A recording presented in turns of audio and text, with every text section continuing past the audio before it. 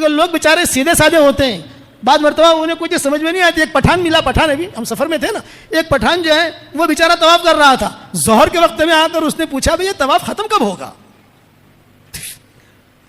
ارے پٹھان صاحب کب سے شروع کیا؟ بولے فجر سے شروع کیا ہے، طواف ختم ہی نہیں ہوتا. اور بیچارہ صبح سے چلتے چلتے تھک گیا ظہر میں کہ طواف ختم کب ہوگا؟ ارے 7 چکر پر طواف ختم ہو جاتا ہے. ارے بھائی مجھے تو پتہ نہیں، میں تو صبح سے لگا ہوا ہوں کہ طواف ختم ہوگا، کوئی رہے گا نہیں، اس کا مطلب ہے کہ طواف ختم ہو گیا. یہ تو جو ہے چل رہا ہوں تو لوگ آ رہے ہیں، چل رہا ہوں لوگ آ رہے ہیں، سیدھے سادے آدمی ہوتے ہیں. مسجد قباء میں ہم گئے، ایک بڑھیا بیٹھی ہوئی کہتی تھی کہ اللہ پاک تیرے نبی کا عمرہ بہت آسان ہے، تیرا عمرہ بہت بھاری ہے، کہ تیرے عمرے میں بہت تھکتی ہوں، تیرے نبی کے عمرے میں نہیں تھکی.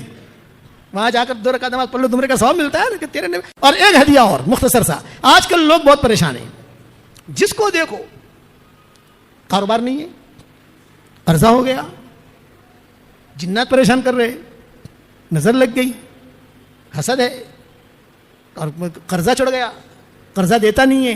یہ ہے بھئی ہم تو جگ پیر ہے نا، جگ پیر. اس لیے ہم کو جو لوگ پوچھتے ہیں تو میں اس کا آسان علاج بتاتا ہوں آپ کو. ویسے ہر آدمی کے گھر کے 4 کونے ہوتے ہیں، کمرے کے، کوئی بھی کمرہ ہو.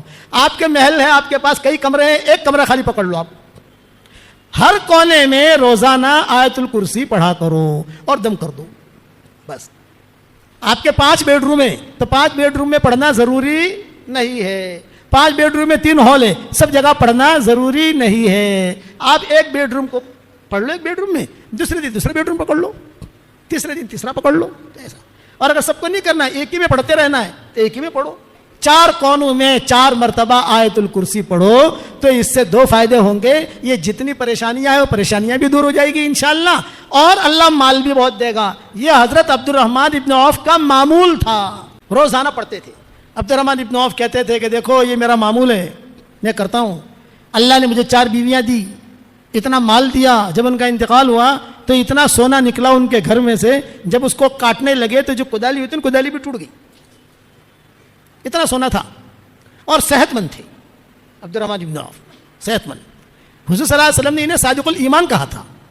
جب حضور کا انتقال کا وقت قریب آیا تو مائیں بیٹھی تھی آپ کے انتقال سے پہلے. تو ام سلمہ نے پوچھا حضرت آپ تو دنیا سے جا رہے ہو تو آپ کے بعد ہمارے گھر خرچے کا کیا ہوگا؟ یہ سوال کیا تھا ام سلمہ نے کہ آپ تو جا رہے ہو ہمارا گھر خرچہ، کھانا پینا. تو حضور نے آنکھیں کھولی اور یہ فرمایا کہ ایک صادق الایمان آدمی آئے گا جو تمہارا پورا خرچہ اٹھائے گا. نام نہیں لیا تھا، اتنا جملہ کہا تھا کہ ایک صادق الایمان آئے گا وہ تمہارا خرچہ اٹھائے گا. مائیں کہتی تھی جب حضور نے